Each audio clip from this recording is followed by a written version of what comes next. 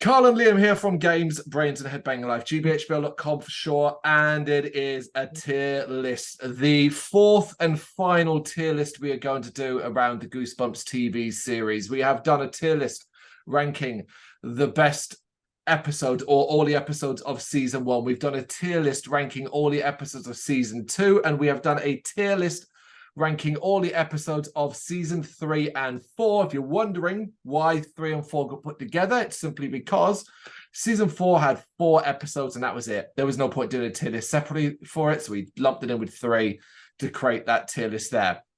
And what this is now is our attempt to decide what is the best, and I've thrown this in at the last minute, not told Liam this, and the worst of all the episodes in Goosebumps. And how we're establishing this is we've taken the episodes that we chose as the best from their individual tier lists and the episodes we chose as the worst. And they'll be ranked into 3 categories. The top category is simply this: the top 3 episodes. 1, 2, 3. They're the only ones that go in there. Then we have the rest. And that is for everything else that just doesn't get in either the best or the bottom 3 episodes. The bottom 3 going down to what we think is probably the worst episode of Goosebumps TV series. So we should end with top 3 episodes you should check out and the 3 you should avoid. And then everything else in the middle are just really good episodes as well. Simple as that. Yeah, this should be interesting. It's going to be quite a tough task, I reckon, because when we're talking about the very best of Goosebumps, I don't think there's too much between some of them, but as we discuss it through, maybe we'll come across ones and be like, actually, that one does rise above that one, so it's going to be interesting.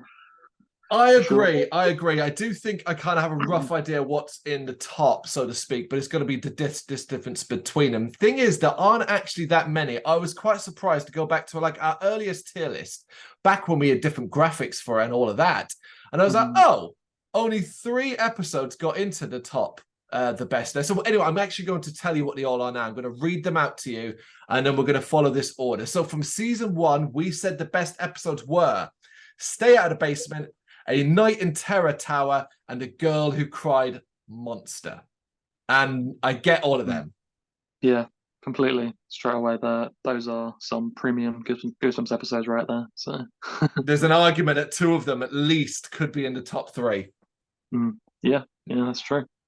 From season 2, we only chose 2 episodes as the best. Yeah, only 2. But they are very good episodes. The Headless Ghost, which is very classic, and the pure comedy gold that is Vampire Breath. I'm actually thinking right now that deciding on the definitive best episode of Goosebumps is going to be quite the debate between us, I think, because there were a few episodes here maybe I might have like talked you around a little bit to putting in the best. I'm not sure if you definitely like some of them, maybe like the Headless Ghost, for example. I mean, I think I was maybe a little bit more positive at the time. You enjoyed it, obviously, but I think I was like, this is like a super nostalgic episode for me. It has to be in that kind of thing. So looking forward to seeing the bit of a debate we have, deciding that one episode that we think is the best. Agreed. And the best we chose from season 3 and 4, One Day at Horrorland. Although I will tell you now, we kind of threw that in there as a pity thing for it. So, it kind of screams where that one might end up. The Ghost Next Door, which obviously we heavily praised. And probably the most unusual episode of all Goosebumps, Cry of the Cat. Again, so all worthy contenders. That's a great list, I think. I mean, if you're going to talk about best Goosebumps episodes, I think they are all worthy contenders. Yeah, they're the ones you should be checking out. Now on the opposite side, from season 1, we put 2 in the worst. We put My Hairiest Adventure, and It Came From Beneath the Sink. Yeah, that's not great. Pretty poor episodes. Yep, in the season 2, it was 2 in the worst as well. We put Don't Wake Mummy, which might be one of the ones that's proper a contender for being the worst. And The Blob That Ate Everyone. Now, I remember this one so strongly because you were basically screwing about how little imagination they used in it. And that was your biggest complaint. Yeah. Then we have, weirdly, season 3 and 4, the worst had the most. We put 5 in it. 4 from season 3 and 1 from season 4. We put My Best Friend is Invisible. Although on reflection, I think we may have been harsher on that purely because of the horrendous effects at the ending. Yeah, I think we might have been. The Barking Ghost, that was a 2-parter, I believe, and it was quite dull. Yeah, remember that one. Strained Peas, of course, that one. There's a still possible contender, but we'll see. Teacher's Pet. Oh, that's going to be tough to choose. Only one worst episode. And Deep Trouble. Although, again, I think we might have been harsh on Deep Trouble because it was the 4th and final episode and was so lackluster compared to what everything else that came in this season, particularly going from The Ghost Next Door, Cry the Cat, and then it was like, oh, here's Deep Trouble. I was like, oh, so maybe, again, kind of maybe a little bit harsh on that, but we'll get into each specific one. I think what we'll do, I'm going to grab a pen quickly, is we will take one from each category per season and do it that way instead. So let's start off with season 1, and let's start off with Stay Out of the Basement. So we have 3 categories. You either get to go in the top 3. Now, we can put more in the top 3 to begin with, but then at the end, we are going to have to pull it down to 3. Otherwise, it goes in the rest, unless we think it suddenly we've changed our mind so heavily that it's the worst, but that's not going to happen. So yeah, Stay At the Basement, a 2-parter from season 1, and arguably one of the most famous adaptations of the books. Still feel strongly about this one? Yeah, I do still feel strongly about it. It's one of those ones, like a lot of the episodes we're going to talk about, probably going to be quite repetitive in saying that they're super memorable. A lot of nostalgia associated to them, and yeah, I think this was one of the episodes early on where you really saw some quality acting amongst the kid actors, the adults, everything, and just the story, the setup, and everything. It's such a classic tale, and the twists and stuff are very unpredictable. There's some really good gross out type stuff in it with the worms and whatnot. So it's a real tough one. I'm not sure how we're going to decide. Like, if I put this in the top 3 now, there'll probably be another one later on where I'm like, oh, that one should also be in there. So then you have to remove one. It's going to be tough, man. But because it's I've got a way to narrow it down. Narrow it down. So don't worry about that. But I just want to throw in the positives as well. Great effects. I love the lighting choice. A lot of green in this. The visual effects, the puppetry for some of the plants that move, the effects on the father. As you said as well, it's a 2-parter with a story that does build and build and build and build nicely. And even if though you get a rough idea of what might be going on, the reveal is still very strong. It also has a strong kind of Goosebumps twist ending, so to speak. The whole extra sting in the tail at the end. Well, obviously the flowers are all talking and suggesting that they might be the father. And that's a cool touch. I also believe this one is very in line with the actual book as well, from what I remember. So in terms of being a faithful adaptation, I suppose that's another positive. So it's top 3. Worth mentioning. Yeah, I think it has to go in the top 3. It's going to, like I said, it's going to be tough, but for now, I'd like to place it there. We'll put it there to begin with. Okay, let's go for one of the worst then, and we will choose from season 1, My Hairiest Adventure. Of course, this is the kid. Is this a 2-parter? No, I don't think it is it? No, it's not, no.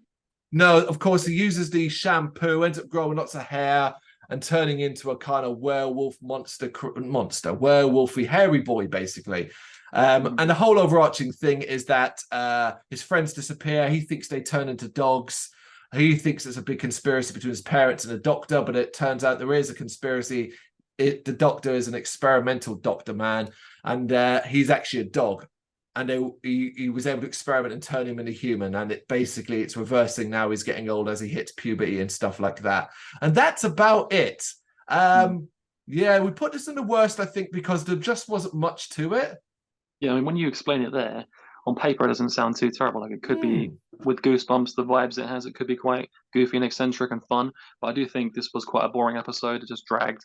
And I don't recall the acting being particularly stand out. And the only thing that really makes me think of this episode is this is the episode where he, in the end, turns back to a dog, right? Yeah. I believe the dog that he is the dog that you see in the opening credits for Goosebumps. And that's the only reason this always is in my mind for that reason. So I suppose for that reason, I suppose there's something memorable about it. But yeah, other than that, other than the dog in the opening credits, I wouldn't necessarily. Yeah, there's definitely worse episodes I would say coming up that we're going to talk about. Right, because we haven't really got anything to go on, we're going to put it in the bottom three for now, even though I agree with you, it's not staying there. But just so we've got a barometer to compare something to, I think it's a good place for it. All right, let's go to season 2 and one of the best then, and let's choose Vampire Breath. This has some of the best eccentric adult performances, locations, great children acting, and a really fun gothic story, but done in a very tongue-in-cheek, silly way. The idea of a vampire having lived in a secret room in the basement, and his powers contained in his breath in a jar, and if he gets it back, can become powerful again, is absurdly stupid in a dumb way. Yet somehow Goosebumps turns it into being a very, very entertaining, cleverly done, almost theme park-esque parts to it as well. Throws in a younger girl who does a brilliant job as a vampire as well, and has a brilliant ending. When I think of Vampire Breath, I just think of my grandkids, and just Yeah, like that, yeah. and it makes me smile. Yeah, this episode just takes you through such a range of emotions. You know, you feel the terror the kids are feeling, and then you feel the relief at the end. And like we said at the time, I think the whole idea of vampire breath, that's such like an original idea. Never, it's almost invented some new version of a vampire and how their Yeah. powers work and whatnot. So that was really cool. Like I said, the guy who plays a vampire in it, he's awesome. Yeah, I don't want to repeat basically what you said, but I agree. It's a really great episode. So, Top three. and and I suppose it has also a similar sort of theme of two siblings going into like an underground sort of passage type thing, like a basement or something they shouldn't be going into. So, yeah, obviously, I mean, we're putting top three for now, but whether or not it'll stay there, we'll have to see. Oh, yeah, because it depends really what you're looking at. I know what's going to divide a lot of these, and it's going to be about what you're looking for more than anything I else. think I Okay, think go tone on. I think tone is going to be a big divider of these episodes because some of them that we loved have much more of a serious tone, like Stay Out of the Basement. But then Vampire Breath does have that sort of comedic, sort of goofy Goosebumps vibe to it. So it's kind of like what I think it's hard to judge because what is your definition of a great Goosebumps episode?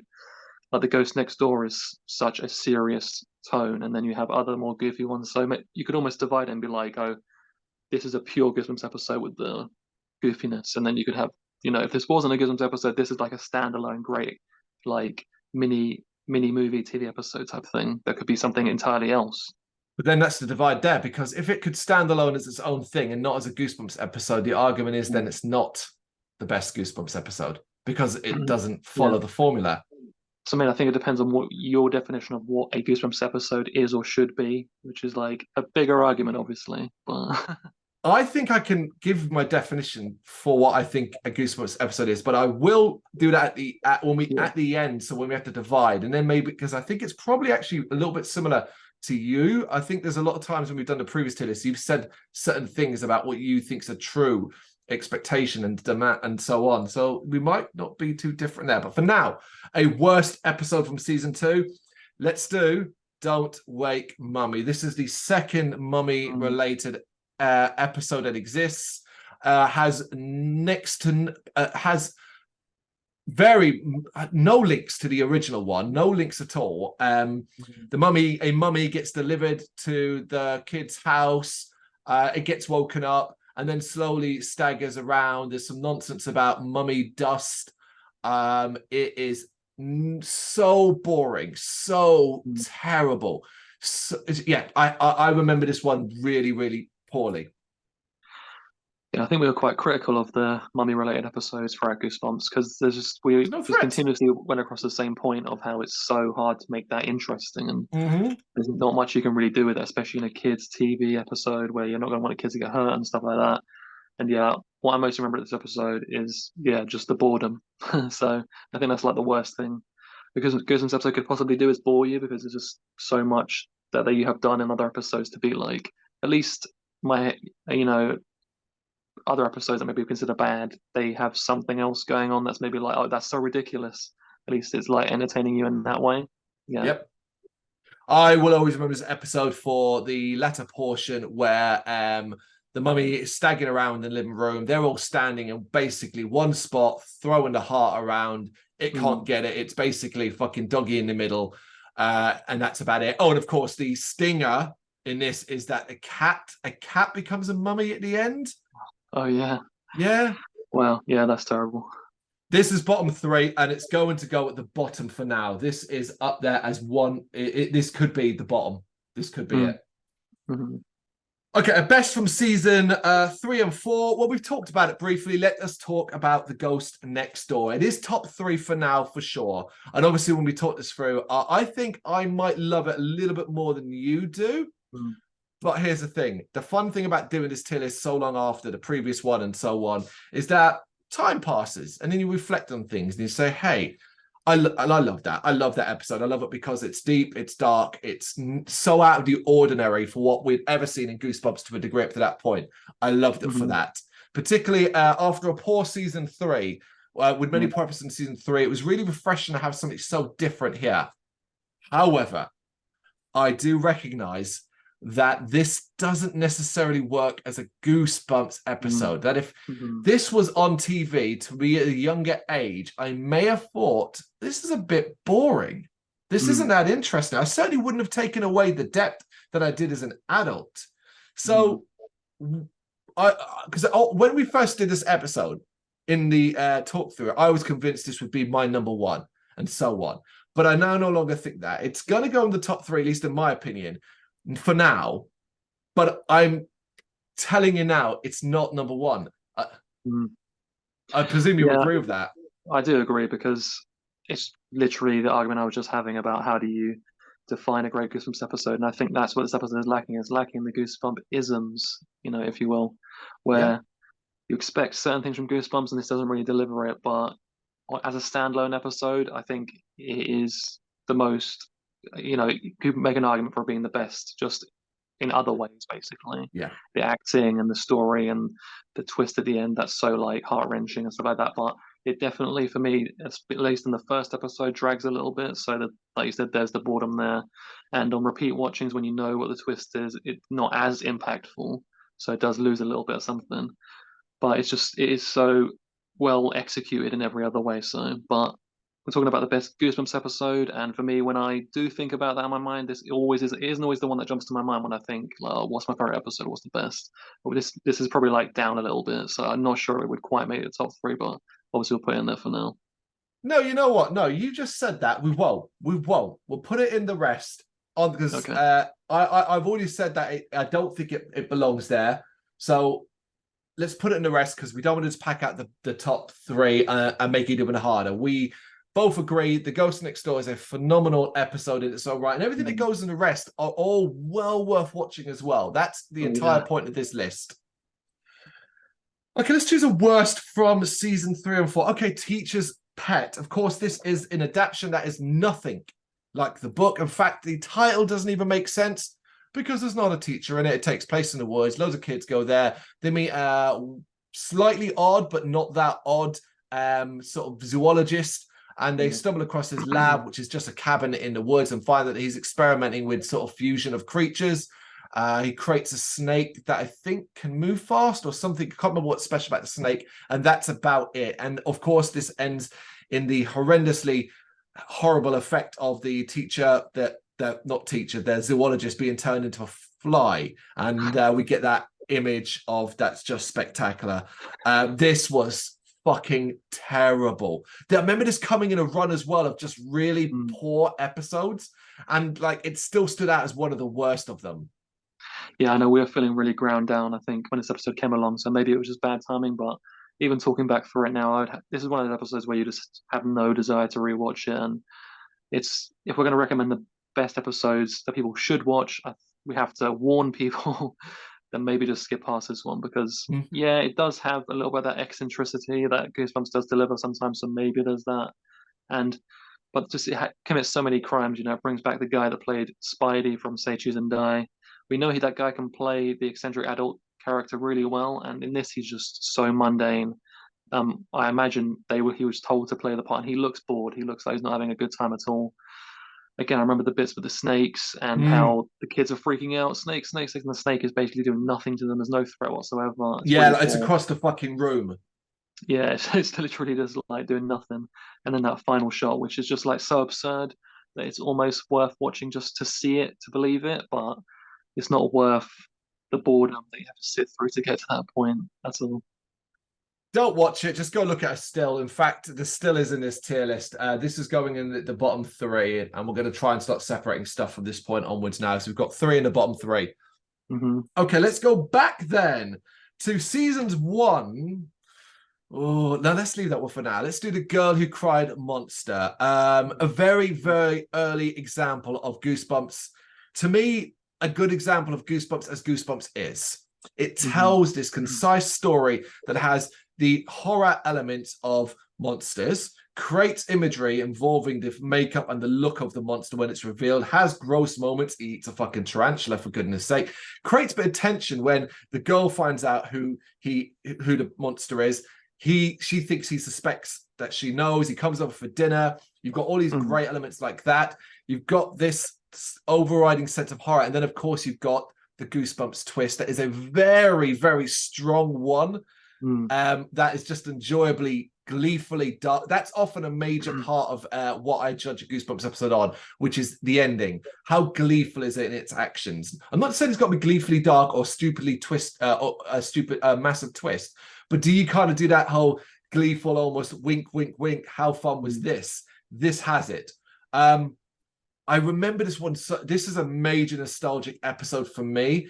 That Yeah. does blind me slightly, I realize, but I am a bit torn in this one. I kind of think it could be top three, but I also think it might just belong in the rest purely because I got nostalgia.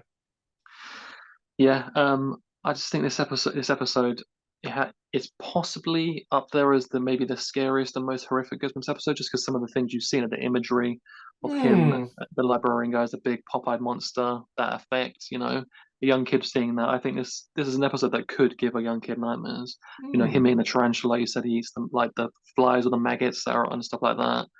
That scene that always I remember of him turning up at her house and he's outside the screen door and the guy So that's good. playing him, he does such a great job as being sinister. He's so threatening, but he captures that whole like he looks so innocent on the surface, but you can just yeah, it's so subtle. It's so good. And again, the twist, it's quite a horrific conclusion as well. So in terms of like a horror centric episode, I think this is one of the best. Hmm. But yeah, I don't know. It's a tough one. It's Oh, a you tough kind of one. taught me into it now. Let's put it in the top three. There's so many, it's so goosebumps. Like, I feel like if people put it to me, Carl, off the top of your head, you've just done them all. Name me the most goosebumpy episodes. I feel like this one would be one I'd go to straight away. Yeah, like I never forget that image of his transformation into the creature. And I always remember Mm. when I used to see Goosebumps advertised on TV, it would do like little clips like Goosebumps was coming up or stuff like that, and it would have the image of that creature because they knew it. They knew they'd like nailed the effect and it looked really good. So And this is a single episode as well, people, because that's another thing we can divide mhm. is whether something's been stretched over two or it was tight and concise. And this was tight and concise. Oh, we might have a real contender here with this one. It's very interesting. Okay, let's do the second one from season one of The Worst Then, and it came from beneath the sink. And this is basically, here's a monster sponge that eats things. Maybe. We never really see it. And that's about it. And then it dries out. Yeah. That's kind of literally all I can remember about this. yeah, I kind of feel like Errol Stan was clutching a little bit at straws here. I remember the scene where he tries to bury the sponge and it had like bright red eyes and stuff like that. Uh, And then didn't they repeat it with the potato or something like that? Or was that in this episode? that's the twist at the ending. Yeah, yeah, that's what I Fuck. remember. It's trying so hard to be scary and horrific, but it's just like too silly. It's almost too ridiculous. So yeah, um, obviously it's in the worst, but where does it go? That's the question. Right. Right, we've got three in the bottom three, so we're gonna have. I agree, but I think we take out My Hairiest Adventure, put that in the rest, and put in It Came Beneath the Sink. I agree. Yep, There it no is. arguments Then here. No arguments. yeah, I agree. So that means at the moment at the bottom three, we've got It Came from Beneath the Sink. What's it called? I've forgotten the name of it. Don't Wake Mummy and Teacher's Pet is the bottom three at the moment, and that's a good bottom three. That's There's some bad Goosebumps episodes. Okay, let's do the other best one from season 2. It is the Headless Ghost. I feel like this one could have the same argument about the Ghost Next Door. Not just because it's ghosted, but purely because this has a very traditional ghost story. Plays out like such. It's a two-parter. It is a two-parter, isn't it? Yes. Yeah, it is. It is. Of course it is. Yeah, absolutely. I remember the cut-off point now as well. And it could you could watch this as a standalone. It could easily be an Are You Afraid of the Dark episode. That's how standalone it is. Its twist is something that, like, it's not a Goosebumps twist. It's more of a storyline horror twist. You're like, oh, okay, that fits, and so on. It's memorably good because it's got some strong acting, some great locations, and it's also got some nice horror moments, particularly when we get these kind of flashback scenes of how certain people died. And that's a real cool touch, a real nice touch that at this point, I don't think Goosebumps had really played upon. Certainly not, a kid dying and, breaking his neck. That kind of thing was a real, like, oh, that's cool, that's cool. But I do wonder if we're judging the Ghost Next Door on you're a standalone episode, you're a good horror episode with some nice scares and nice storytelling, but are you Goosebumps? That's a very good point. For me, just like, this is an episode that I could rewatch in my mind, kind of thing. Like, I don't even need to rewatch it. I watched this one quite a lot growing up because I think it captured that whole aspect that I mentioned with the Ghost Next Door, where it is scary, it has the horror element. So as a young kid, when you want to watch something scary, it gives you that little bit of an excitement and the buzz and stuff like that. So I always enjoyed that part of it. I love the story of the kid and the ice cream and the dumb waiter and all that kind of stuff. It's got a cool twist at the end, but I do think, talking about it, the fact that it's a two-parter, it does probably. I think we mentioned during discussion that it didn't necessarily need to have a two-part. It would have been cool if they maybe could have cut it down, made it more concise, because there's little bits and pieces here and there where it does drag a little bit. So even though I love it so much, I don't think I'll put it right in the top 3 though. And I've got one more thing to throw in that I've just remembered that is why it goes in the rest and not the best. And it's simply this. It's Stinger scene. So we have our twist and all that, but the Stinger scene in this makes no fucking sense. Like, I remember at the time going, what does that mean? So there you go. Yeah, no, that's fair enough. Alongside the Ghost Next Door. There we go. All right, cool. We are getting through these, and now we are up to... What are we up to? Let's do... Oh, the other season 2 worst. The Blob That Ate Everyone. Oh, it's a magic typewriter. And he can affect change and doesn't really do anything with it until he creates a blob monster, which, while does look cool as a practical effect, doesn't really do that much except eat a bully, but we don't see it eat a bully, of course. And then we find out that, no, actually, it's not the typewriter's magic. He's the one that's magic because he got struck by electricity. And then he just says, hey, go away. And that's it. And you're like, oh, this was shit. Yeah. You mentioned it, but one of my biggest pet peeves across quite a few Gizmos episodes, the Click episode is another good example that's quite similar to this. It's where you give a kid this object or something that can do these highly imaginative things, and he's a kid after all, so you'd think he'd be able to do these fantastical, he'd have his crazy ideas and stuff like that, but just uses this typewriter that can literally do anything in the most mundane ways possible, and that's just a huge crime to me. I hate that when anything does that. So yeah, not a big fan of this episode. My friend is at the door with his teddy bear. Oh, he's here. Oh my God. No. It's not the bottom 3 though. No. I think that is a lot more shit than this. So the blob monster is a practical effect. It looks cool in the video store scene at the end, a little bit of nostalgia kick from video store, the bully getting eaten. I mean, that's a little something. I don't remember hating the acting as well, so there's that, I suppose. So I don't think it quite makes the top 3 worst. No, God, no, absolutely not. Right, season 3 and 4, a best one then. And we've already kind of mentioned this. This isn't going in the best, at least in my opinion, because we threw it in as a pity. It's One Day at Horrorland. And we threw this in because this might be up there as one of my most nostalgic episodes. However, when we came to it, I'd forgotten it was a 2-parter. And trust me, people, it didn't really need to be a 2-parter. which means it's got a lot of slow moments, moments that just don't work, particularly in the first one. Weirdly, the first one is the slower one, and the second part with the game show and all that, if that's what it was all, if that's what it was, this would be super entertaining from beginning to end, particularly with the cool little twist that they're being watched by in Monster, you know, the monsters in their lap. And that's so cool. But that first half, has too many slow moments, even though I love the fact they went to such effort to create, you know, they've got this park, they've got these rides, they've got these costumes, and it all looks so cool. And I think of it so fondly, but I just keep coming back to, man, not 2 parts, guys.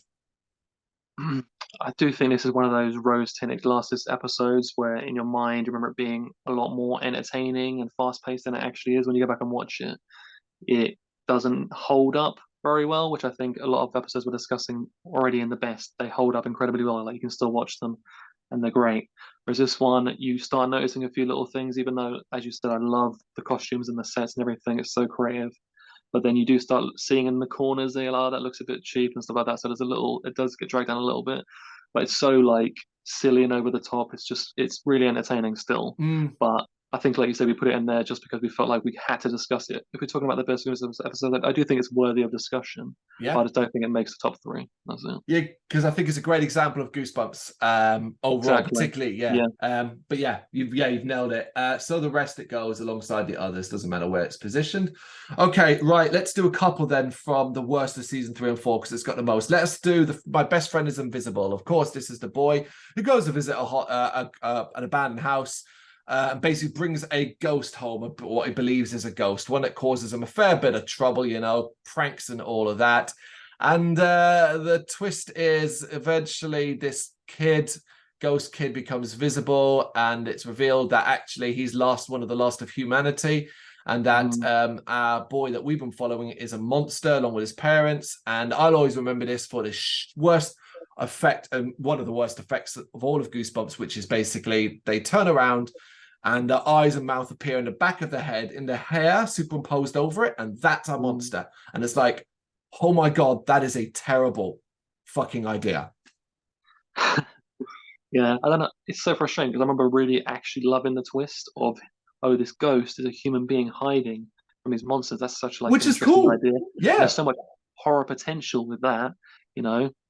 But then just the build up to that moment is really slow and silly because you can see they're trying to skirt around it, trying to not get to that reveal until the time is right. So it meanders quite a lot. Yeah. And then, yeah, but then it's completely destroyed and ruined when that is your monster that you are revealing. It looks terrible. It's one of the worst effects in the entire, other than maybe Teacher's Pet. That might be the worst.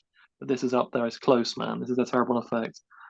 They must have just been feeling really lazy that day. Didn't go in the costume room and couldn't think of anything better because it's awful. Yeah. Just borrow some masks from the Haunted Masks episodes, people. Goodness me. Exactly. We've seen how they throughout a lot. They repurposed a lot of props and stuff like that. So it's very lazy. Thing is, you do make some strong points about how the twist is initially good. So that I think means it doesn't go in the bottom 3. I think it can go in the rest, you know, as one of the latter parts of it, really. Yeah, I agree. Okay. Do another one from season 3 and 4. Let's do Strained Peas. Of course, this is the new babies brought home. And it's evil, kind of, maybe. Doesn't really do much at all because we rushed through this episode. Maybe one that actually might have benefited from being two parts, where then we could have kind of seen a little bit more chaos. But we rushed through this episode to not really see anything. The baby talks and threatens his older brother, wanting to be number 1. He tries to prove it to his parents. They don't believe him. There are some funny moments, such as when he calls the doctor to sort of say, like, baby's not real. But then suddenly we just fly to an ending where he's left alone with the baby, even though the parents know that he might try to kill the baby. And then, and it's revealed that at the end that the baby isn't the right baby. It got swapped with some monsters. We see them in a car at the end. And it's got a terrible ending where the new baby comes home. He sits with it. And then that baby speaks and he goes, oh, boy. And that's it. You hated this episode. I did hate this episode. And because it was a terrible idea because there's nothing they could actually do with this baby. They try and, hide it behind certain camera angles and stuff like that to make it look like the baby's doing little things here and there. But it's just really ridiculous. But one thing I did remember highlighting is I thought the actor that played the boy in it, he did actually a really great job. I think he also saw the absurdity and how this wasn't very good. And I remember him hamming it up quite good at times. He was doing a really good job considering the material was so bad. So there's that. Um, Not really much more to say on. I remember the terrible effect at the end of the baby's mouth moving as it's trying to make it look like speaking. Another awful effect. So yeah. It's the same effect used in My Best Friend Invisible. It's a Mm. superimposed mouth on a static face. It's like that orange thing that that The annoying angry orange. thing. Annoying The annoying orange. Yeah, orange. Yep, literally exactly that that. effect. You can do that shit on TikTok nowadays, people. Listen, I'm happy enough to put this one in at the rest. I get the impression that you're leaning towards not the bottom three these days. Do remind me what is in the worst. It's Teacher's Pet. Teacher's Pet, Don't Wake Mummy, and It Came From Beneath the Sink. I don't know, man. I think maybe because I know It Came From Beneath the Sink is stupid as a sponge, but at least it has like something of like a horror element to it. At times it's a little bit of tension here and there. I You don't suppose. necessarily, maybe, but also we said the No, practical effect of the sponge and the potato was actually looked pretty good. Like that's a thing. It's actually a physical practical effect. So there was that. I just think strain peas is just terrible in every way. he's talked me round. Let's swap them over. Let's put It Came From Beneath the Sink in the rest and move Strained Peas into the bottom three. And the reason why I'm happy to agree to it is because when you break it down, It Came From Beneath the Sink is at least a Goosebumps wackiness. Like it's got a Goosebumps imagination, even though it's stretching it and Horror Star is It's almost clearly got like struggling. that. It's got that B movie type vibe to it a little bit. So that's something. Well, the ties in the title, It Came From Beneath the Sink, is a literal direct reference, of course. Okay, and let's do Deep Trouble from season 4. This was the final episode, so we were harsh on it for that. But alongside that, it was a two-parter that did not need to be a two-parter.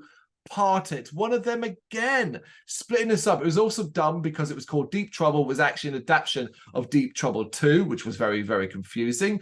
It wasn't that interesting. It has some terrible effects of the giant creatures on the island, the whole green screen effect, which is horrendous, and a really, really dumb and very confusing twist ending where you're just like, huh? Is that it? It was a bad episode, but I'm not sure if it's bottom 3 bad. Yeah, I do feel like if we were talking about the worst two-part episode, this would definitely win, just because, as you said, it just didn't need that length. That just really made it drag on and on and on. And it's surprising because it felt like they had something of a budget in this episode. Some of the effects, I think, with there's like a large fish that like looks like a The practical puffer effect. fish, the Puffer practical fish, effect, and it shoots spikes out. Did they blow the budget on that then? yeah, I think that's quite early on, and that's actually like you're like, oh, this is quite good, and then it just goes downhill from there. Yeah, it's pretty boring. So The rest, though, do you agree that it's not bottom 3 worthy? yeah, I wouldn't put it bottom 3 compared to what else is there. No. Okay, right. Let's go back to the best as we only actually have 2 more.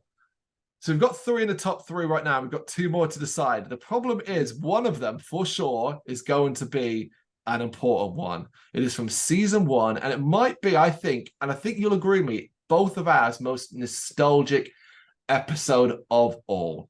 It is, of course, A Night in Terror Tower. A two-parter that does work as a two-parter.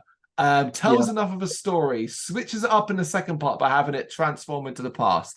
Has a unique story to tell, different to pretty much everything else in the entire show, but also has goosebump elements involving magic, but then tries to also draw on their history and stuff like that. There are some extremely funny moments in it.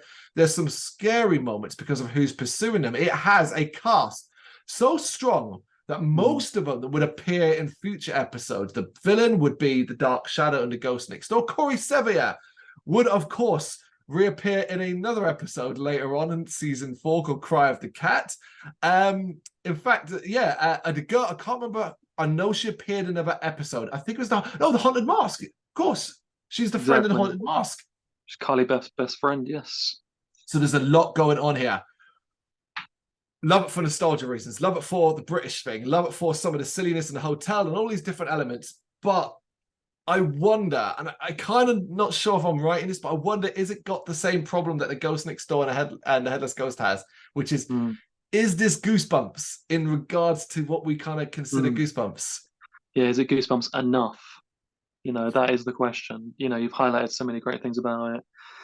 So, can't really praise it more, but I do think it is lacking a little bit of the Goosebump isms again, where it's just, yeah, there's so much to like about it, but it does lack that slightly. That, yeah, maybe nostalgia a little bit is playing a part. I think it is a really well put together episode, but I'm not sure I can put it in the top three just because, again, it's just lacking a little bit. Yeah. I think it goes alongside those two, as we said, and it is. You're right. It's a nostalgia one. If you asked me, said which Goosebumps episode you watched that you just think is just wonderful because of nostalgia, it'd be my recommendation every single time. I think this was This was one we owned on VHS. That's why we watched this one a lot back in the day, so that's probably why we have so much nostalgia for it. But I do think, even though going back and rewatching it, I do think it still holds up really well, which, like I said, a lot of episodes don't. So it has that to its credit as well. Fastest Hands and all Britannia. Classic. And it's so funny. As a couple about totally slightly off topic, but not quite. But about 2 months ago, I watched an interesting zombie movie called Zombie, and it was like about Osama bin Laden and members of the Taliban being zombies in Afghanistan. And you would think it would be a silly movie, but it takes itself very seriously. Guess who stars in that movie? Corey Sevier. I almost threw my chair across the room in excitement. I was like, "Oh my fucking god!" You don't really see too many of the Goosebumps actors that went on to do more, so that's pretty cool. And he's still doing the horror genre as well. So. Yeah. And I suppose then, speaking of Corey Sevier, we'll go to his other one then, because it is in the best of season 3 and 4, and it was Cry of the Cat, a unique offering in Goosebumps history. So much so that we even got a quote from R.L. Stine about saying when he read the script, him and his wife said to them, "You've either done the best episode ever or the worst." And that was fascinating for us. So much so that you argued, and rightfully so, for this to have been the final episode because of how meta it is. And we thoroughly enjoyed that. But it is not without fault. It's not without fault, but I just feel like this is an episode where they just knew they were coming to the end. They threw everything at the wall. And like R.L. Stein said, it's either going to be the worst or the best. And I feel like a lot of the good stuff that they did stick. There's some great practical effects in this. I think the tone is just right up my street. It's got that horror comedy vibe that I absolutely adore. Again, the acting in it, everyone got the memo on this. I feel like they just knew exactly what they needed to do for it, and they were all on the same page. But it's a weird one. It's like an episode that kind of comes out of, it's like a surprise because it's not one you really hear spoken about or you think of. It's a two-parter as well.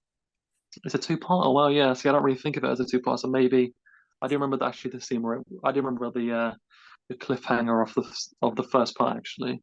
Yeah. But maybe it didn't need to be 2 parts. It does maybe drags a little bit in places. But this one took me by surprise kind of thing. I just didn't remember this episode, and I was like, wow, why don't I remember this? Because maybe when I was younger, maybe it didn't really grab me in the same way as the sort of stuff that I enjoy now. I don't know. I think some of the meta stuff might have definitely gone over your head if you're younger. I feel like it would have gone over my head for sure. And certainly may not have, because, for example, this is the thing. I enjoyed a lot of this because I was looking going, oh, his faces I recognize doing different stuff. And this is funny because of that. And I'm enjoying the meta joke of we're filming something and replace the lead actress with another lead actress who's terrible. And that's the joke. Ha ha ha. You see what I mean? Like, and I know that's really cool and fun to watch, but is that Goosebumps?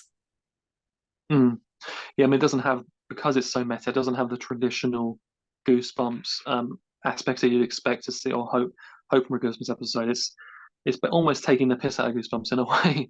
So well, look at the twist ending. They acknowledge where's the twist ending. They openly might as well look at the camera and wink when they do it, but they do it so well. I'm not complaining. It almost felt like it was made for us, people like me and you, going back and watching it and critiquing it and stuff like that. So I loved what they did with it, but in terms of a Goosebumps episode and the traditional things you hope to see, I don't think it really hits the mark in that way.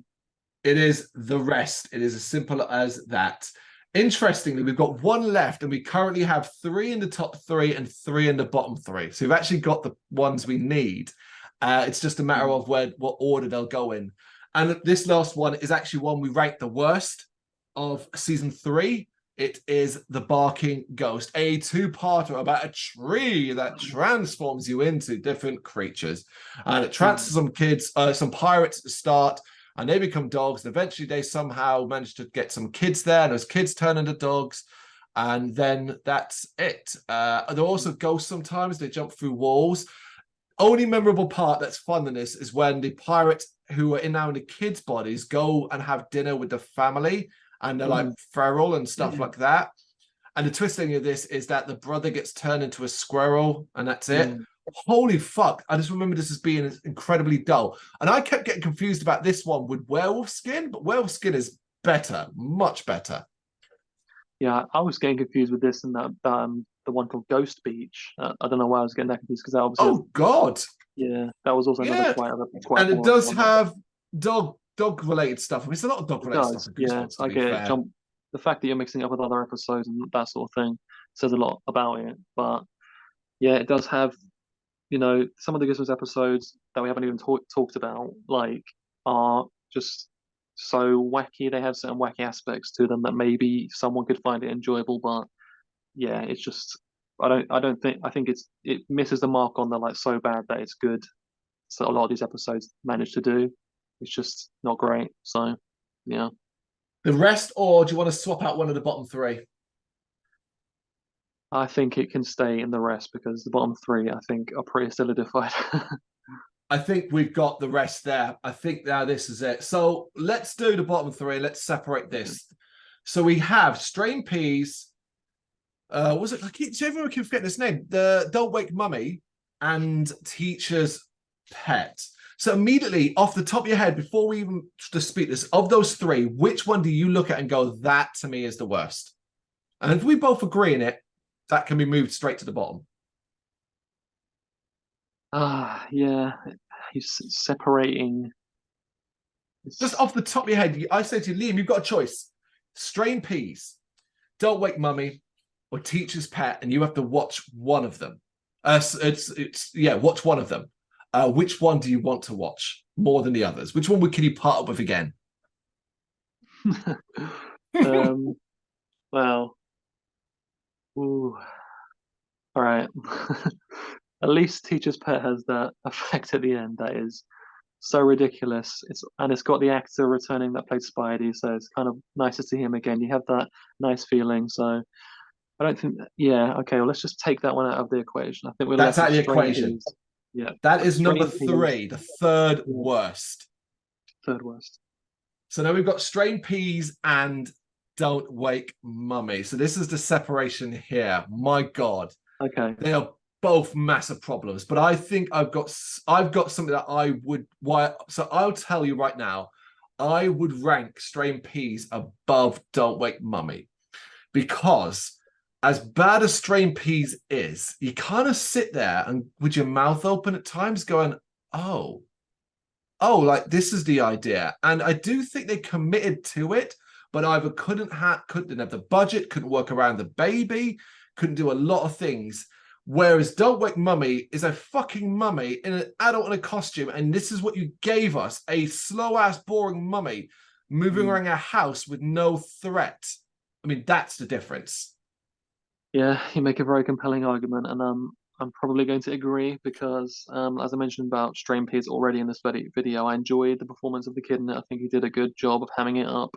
When the ghoulish parents turn up at the end, they're in this big ghostly Addams Family type car, and there's like smoke and stuff like that, and that's quite cool imagery. I remember that.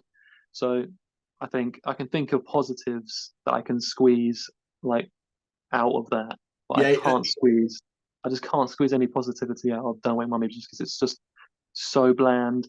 They'd already done too many episodes, mummy-centric episodes at that point. And they had the balls to do another one. They should have stopped, and it just takes it too far. And yeah, it's boring.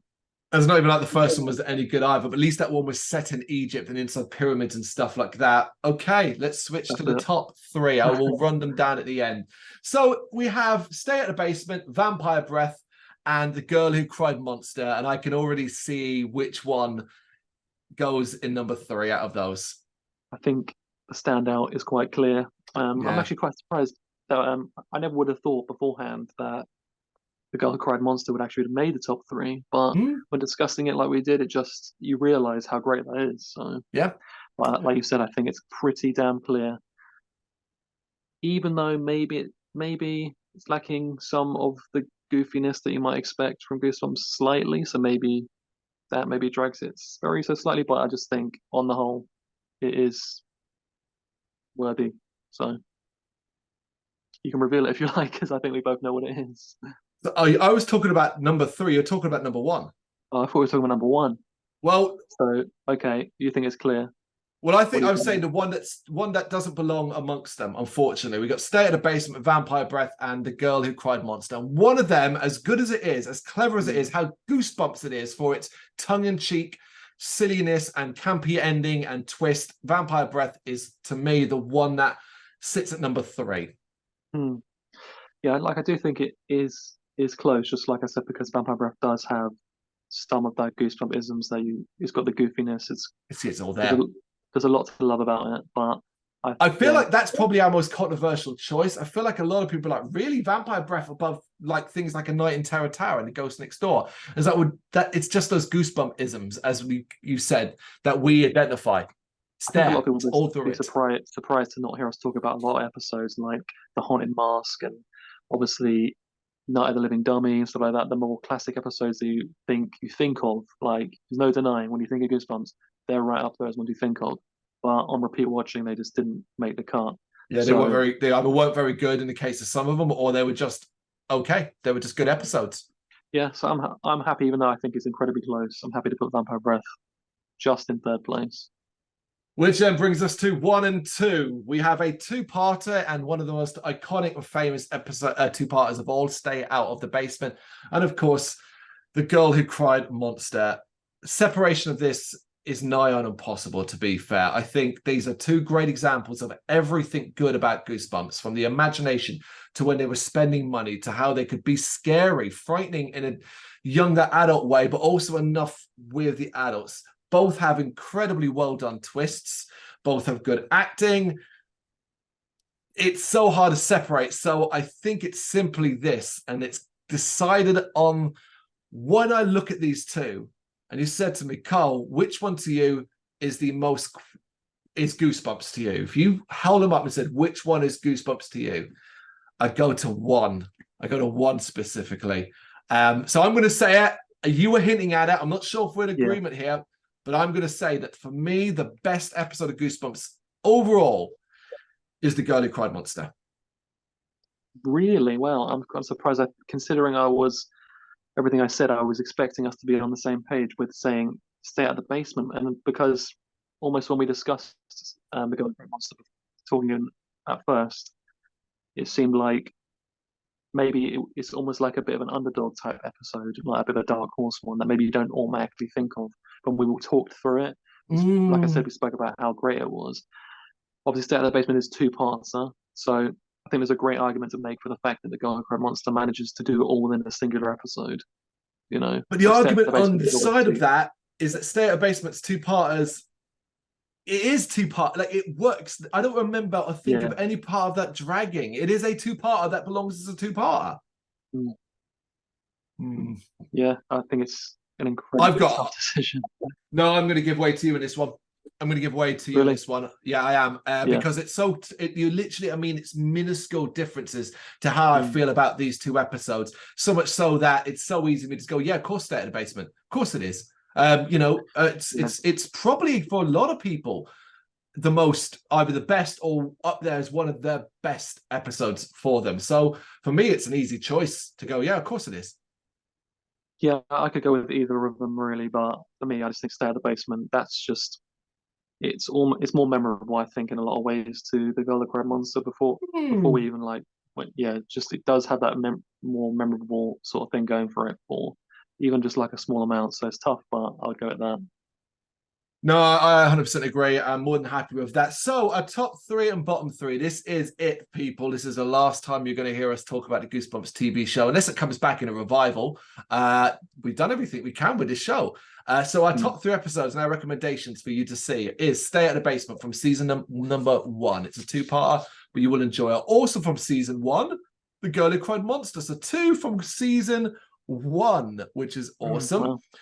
And then somehow getting in there, but fairly, from season 2, it is, of course, Vampire Breath. If you just want to smile and laugh, there you go. Go check it out. The bottom three. These are the three that we think are the worst. So the third worst from season 3, it is Teacher's Pet. Well deserved to be in there. Also from season 3, it is Strained Peas as the second worst episode overall. I feel like that would be a controversial one. I reckon people might have. I feel like there'll be people that are like, no, that's fun, you know? Yeah, it could be. And the worst, and it's an easy one. It really is. As soon as I saw it when I went back to check, I was like, oh, that motherfucking episode. It is from season 2. Don't Wake Mummy. I think that's as close to nailing it as we're gonna get. I'm really happy with that. I think those top 4 episodes are the ones you mentioned. You could have them in there as well. You know, there's not a lot between them, but I think we picked some really high quality Goosebumps episodes there, and definitely the bottom 3 are well worthy of being there. So I wouldn't really change a thing.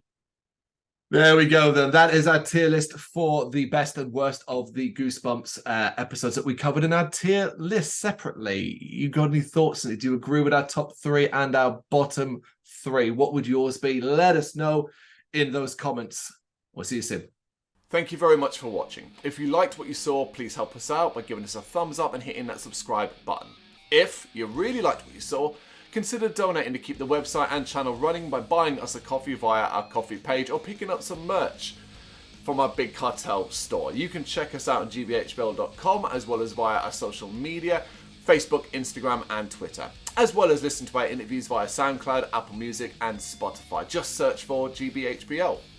Games, horror and heavy metal. What else is life for?